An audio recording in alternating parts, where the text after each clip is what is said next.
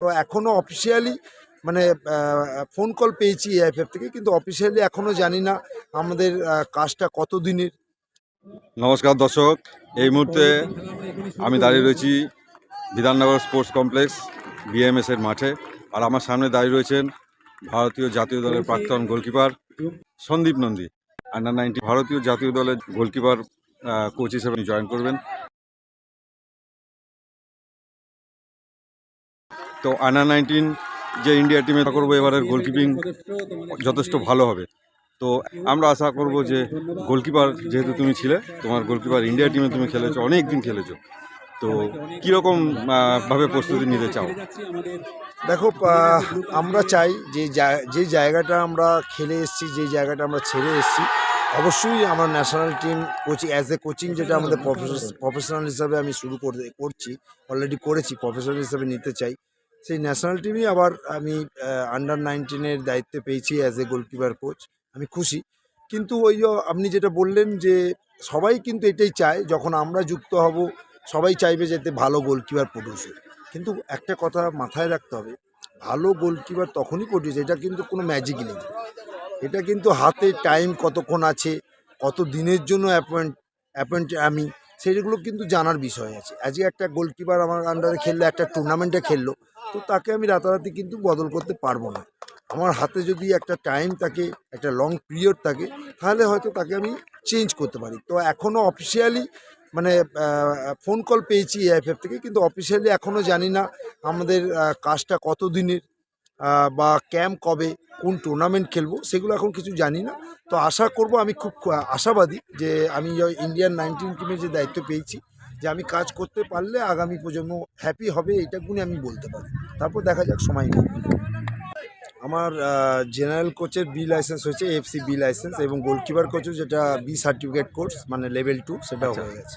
Football খেলা ছাড়বার পর তার উচিত তার মতোই আরও প্রোডাকশন তৈরি করা। এনগেজ আছেন এতে? আমি সল্টলেকের পাশেই আমি এবং সুভাষিস রায়চৌধুরী একটা নিজের উদ্যোগে, এবং আমাদের এক ওই ওয়ার্ডের মাঠ আমরা পেয়েছি, সেই মাঠটাতে আমরা একটা কোচিং ক্যাম্প করছি বাচ্চাদের। আন্ডার-12, আন্ডার-14 কোচিং ক্যাম্প করছি, এবং একদম 6 বছর থেকে 14 বছর পর্যন্ত আছে। কারণ আমার পার্সোনালি যেটা ওপিনিয়ন, যে এখন ইয়ং জেনারেশন যেন এখন মাঠমুখী হচ্ছে না, সেটাই কিন্তু উদ্যোগ, যাতে একটা ছেলেরা মাঠে আসুক। এবং অনেক হিউজ সাড়া পেয়েছি ওখানে, হয়তো রিয়েল ট্যালেন্টও কিছু আছে। তো অ্যাজ এ এক্সপ্লেয়ার হিসাবে আমার এটাই ইচ্ছা, যে আমরা যাতে তাদেরকে যদি নেক্সট লেভেলে পৌঁছে দিতে পারি, একটা বড় প্লেয়ার হতে গেলে যে সঠিক গাইডলাইন লাগে, সেই গাইডলাইনটা যদি আমি করতে পারি, সেই রকমই ইচ্ছা।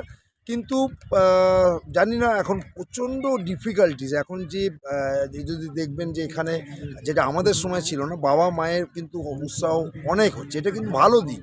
কিন্তু এই উৎসাহটা শুধু থাকলেই হবে না, বাবা মাকেও বুঝতে হবে। বাবা মারা কিন্তু এই বাচ্চা ছেলেগুলোকে অত্যধিক প্রেশার দিয়ে ফেলছে। কারণ এটা আমি কোচিং ক্যাম্প করে তবেই আমি রিয়েলাইজ করেছি, যখন এই যে আমারও একটা বেবি লিগ হচ্ছে, পারিপার্শ্বিক আউটসাইড থেকে তারা এত প্রেশার দিচ্ছে বাচ্চাদেরকে, এই পারছে না, বকাবকি করছে, এইটা ঠিক নয়।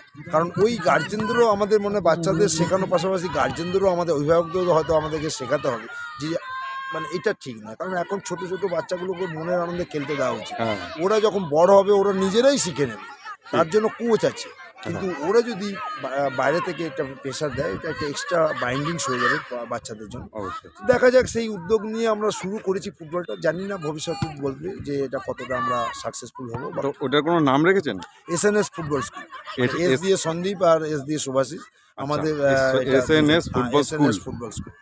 আমি এই মাঠে প্র্যাকটিস করে বড় হয়ে, মানে লাস্ট জীবন আমি আইএসএল খেলি এই মাঠে প্র্যাকটিস করেছি।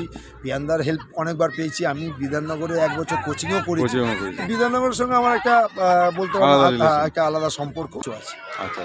তো আমরা আশা করব নিজস্ব যে ফুটবল কোচিং ক্যাম্প যেটা করছেন ওটা উত্তরোত্তর বৃদ্ধি পাক, এবং আরও বেশি আশা করব যে ভারতীয় জাতীয় দলের যে গোলকিপার কোচিস এবং আন্ডার-19 টিম খুব ভালো খেলবে, যেহেতু গোলটাই হচ্ছে আসল ফুটবলের, এবং সেটা না খাওয়াটাই হচ্ছে ফুটবলার গোলকিপারদের কর্ম।